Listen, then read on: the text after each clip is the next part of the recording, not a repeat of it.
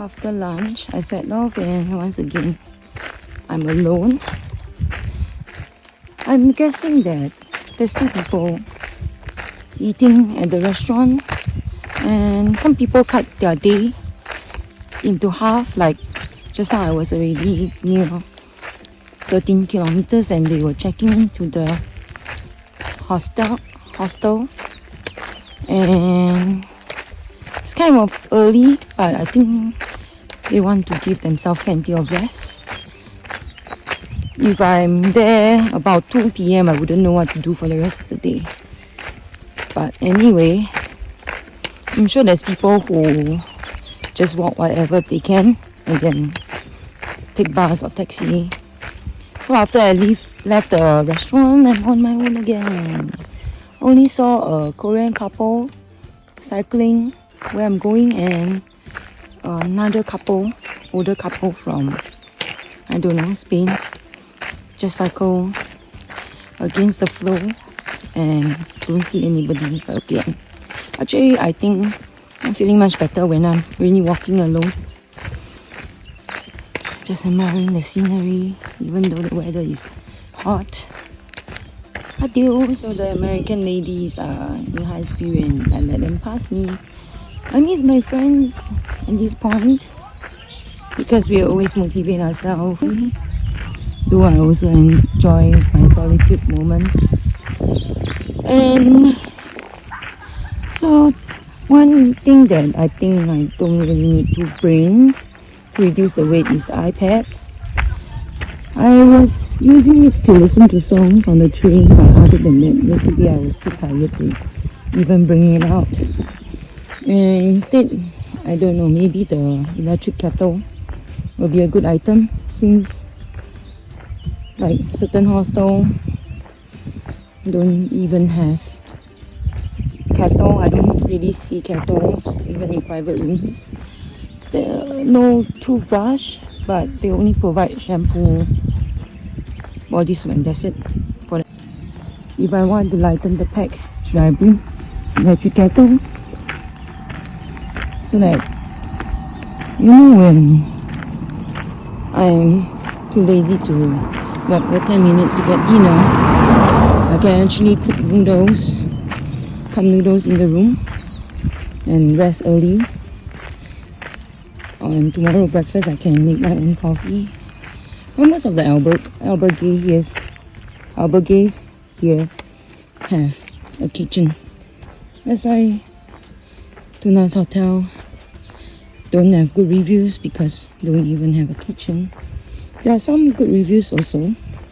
Maybe it depends on the expectations. I like passing through this farmhouse. The stone Galician style Spanish houses. It looks like a Oreo, smaller one.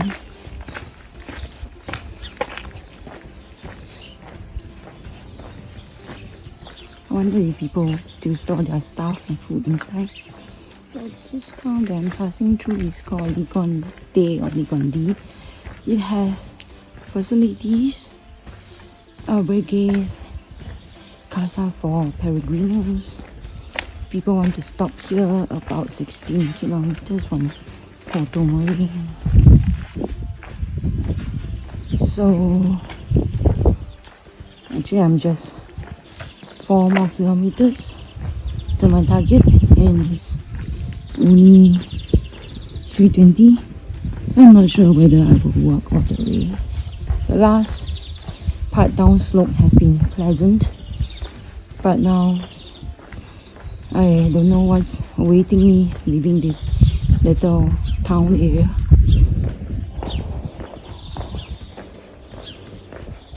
You see how it goes. I really want to reach the casa by 6 p.m. Maybe I will, if I walk all the way, I will still reach 6 p.m. ish. So we'll see how. According to my very limited French, this is a school, Estrela.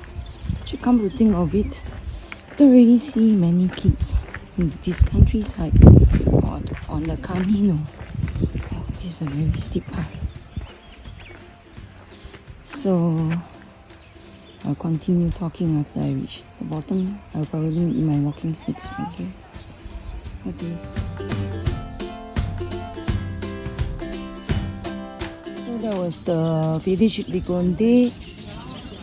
Is at 17 kilometers point and expected downslope and upslope again.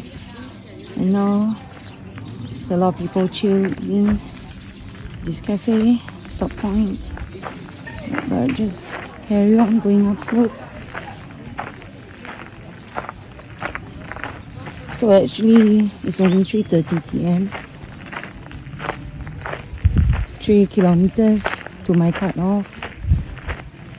Minimum of 20 kilometers and still 2 hours more to go, so we'll see how it goes.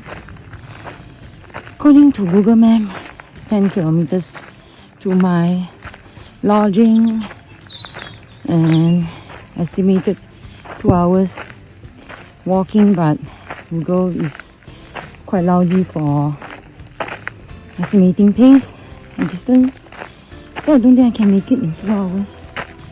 Yeah. So we'll see how.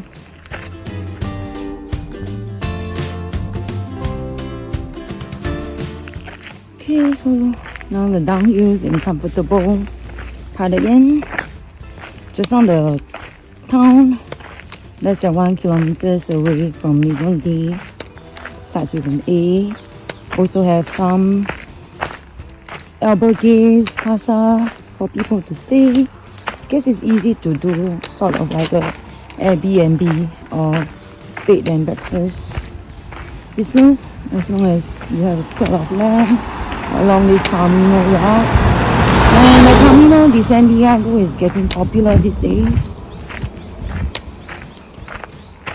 A lot of people are flocking to do somehow.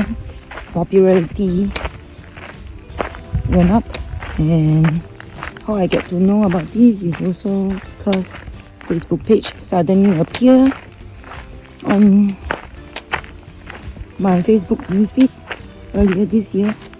I joined and I started to read the stories people who went through and find it so interesting.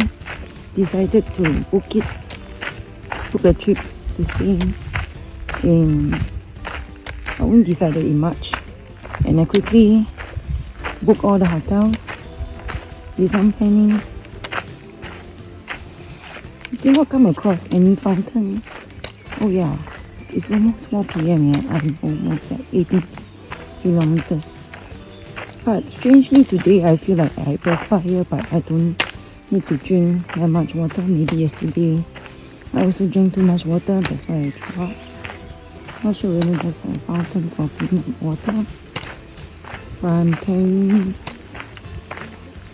more than 1 liter with me. I don't think it's a fountain. Didn't see any today.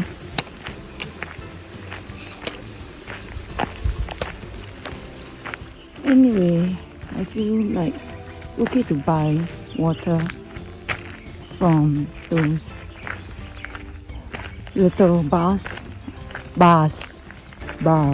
along the way, because it's like 1.5 liter Agua Grande. Big bottle was only €2, so don't really have to look for a fountain, but has to plan water consumption, ration it properly before the next town. I feel I have to carry at least a liter with me at all times, but strangely today I don't need to drink as much, even though the weather is so warm. Okay, so after those people overtook me, nobody behind me. The lady was sitting down to take care of her blisters, and the blister on my right foot, on the ball of my foot below the biggest toe, the blister care sort of melted into my socks, so I had to peel away my socks. It's left a sticky residue and I don't know whether it make it worse or make it better. But anyway, I disposed it during one of the rest stops and just apply a lot of body glide and it seems to be good enough. But one thing I forgot to bring is a new clipper. My little nails are poking, little toenails are poking into my shoes. I see that there are holes. Actually, they have been there. These shoes have been with me to Norway, many countries. It's very sandy and muddy. After today, I wonder if I should still bring them home or just dispose them. Traction after so many years of wearing is also good. I have a spare pair of Essex home which I wanted to bring, but I didn't to cut down on weight. So apparently the two Koreans are back already. Reached our accommodation, wash up and are coming out for a stroll. They were on bikes earlier and passed me after my lunch point.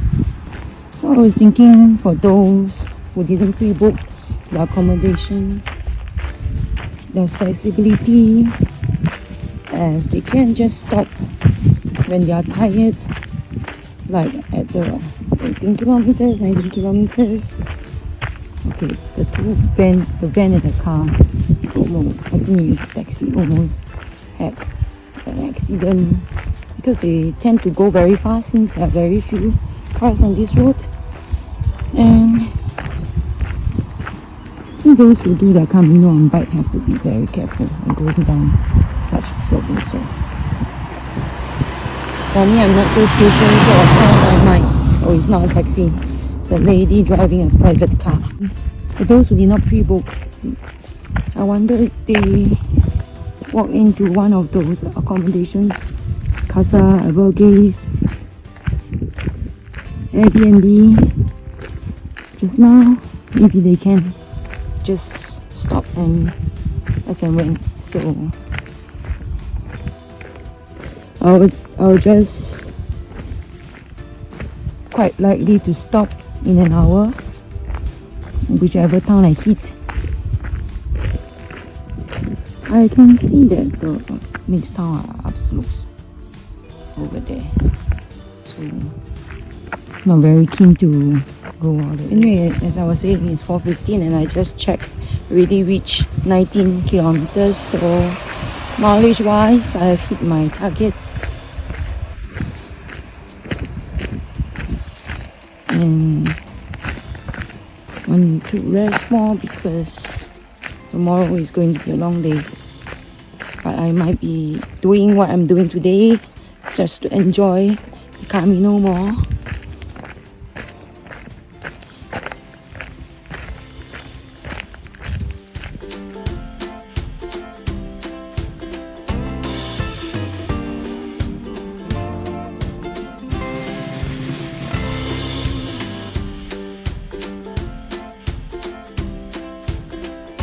So I stopped at 20 kilometers, but now I'm still walking to my albergue, which is on the Camino route. This is a big town, big city, but later if I want to get dinner, you'll be walking up slope.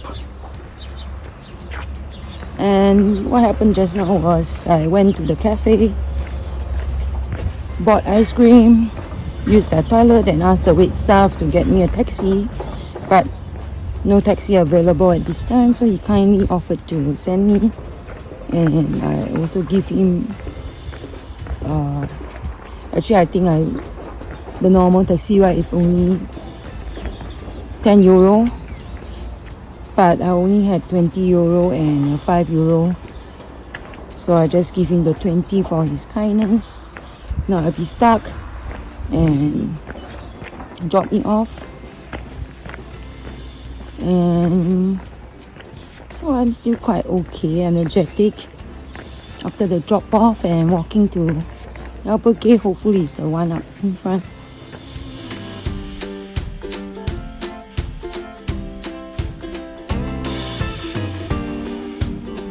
Unfortunately, it's not the one that I spotted, but still, because I'm mentally prepared and I know there's a huge bakery which is right there in front, so that's the one. Looks a bit like an abandoned factory because of the buildings behind. See, Estrela to Camino. So it's going to be quite a walk to get dinner later. But luckily I'm not as exhausted as yesterday. So it was a good call to cut short my walk. And according to the guy who sent me just now, today is the hottest day this year in Spain so far. So tomorrow I should try to start the walk as early as I can to avoid the heat after 11 a.m. So we shall see.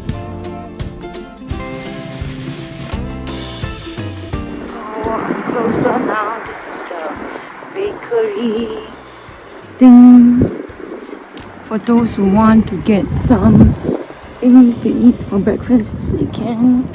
Fortunately, there's no shortcut to walk there. Unless I don't think you can pass through, there's a fence. I have to walk the long way. Can understand why people will give them that review, because it's already been a tiring day and more walking now.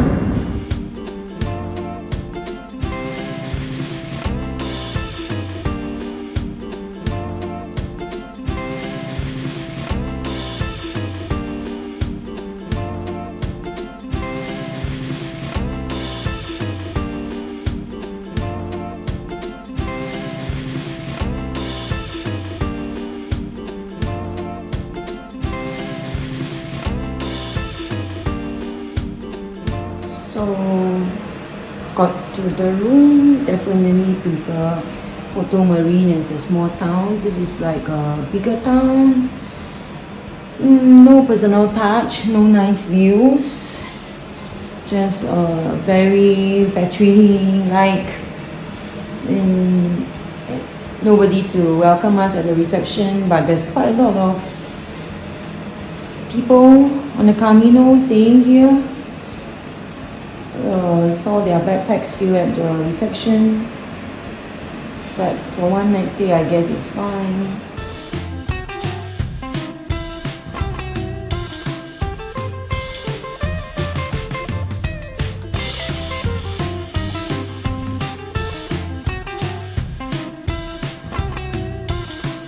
So I didn't really enjoy today as much because I don't do well in heat, and this town is bigger, not cute like the one Porto Marine yesterday. I had dinner in a recommended restaurant nearest to my hotel. I don't know, hostel, but the service was slow and no Pellegrino menu this tonight, which is fine because I couldn't finish yesterday. I went back to my comfort food, pasta, spaghetti, pasta and soup. So now I'm looking for a supermercado. Oh, I think I found it. Yes. So it's 9 p.m. Across the road, the bar is very happening, and I had dinner there in the restaurante Casa. No, anyway, it's the one with the red color awnings, and I didn't mind that the service was slow because I was waiting for the sun to go down at 9 p.m. Totally didn't enjoy the walk here, other than a long way. It was so warm and sunny even at 7 p.m. Yeah, actually it was 7:30 p.m. and Still a bit of sun going back. Going down slope now. Luckily, but walking up was a torture just now. Anyway, if I have more time, I would certainly like to break up the mileage so that I can enjoy this more. Maybe like days where I would not hit 20 kilometers. But unfortunately, I know that I only have 5 days and this is the most common route to do it. So I also know that I have the option to just taxi like what I did today. Tomorrow supposedly easier and nicer, so I hope I'll enjoy more. Hopefully without the sun. I think I'll enjoy it a lot more without the sun. And nicer things to look at. Supposedly it will be a nicer route but very long day, so I'm not sure whether I can finish. Okay, right now I just want to go back and cut my nails and knock out. First day after arriving in Zaria, I actually spent €8 doing my laundry for the first 2 days. I thought it's kind of a splurge because I didn't have that many clothes to wash, but now to think of it, it was a good idea because in this current hotel there's no way to do laundry, and yesterday I arrived too late and laundry service was until 6 p.m. Hopefully tomorrow I can wash some of my clothes even in the sink and hang them up. I only managed to wash my very sandy and dirty socks today, and of course my underwear. So not even sure if they will dry up tomorrow because I'm only hanging them in the shower room. Actually, this part is very nice to walk, but unfortunately my hotel is out along the main road, away from the hustle and bustle, but probably tomorrow morning it will be a good start, and I hope to really wake up early to beat the sun. Actually, there was a little town 3 kilometers before Azua that I wanted to stay in, as the albergue has good reviews and I even booked, but the following day it will be a more than 30 kilometers walk towards Santiago, so I decided to stay in Azua to break up the distance a bit.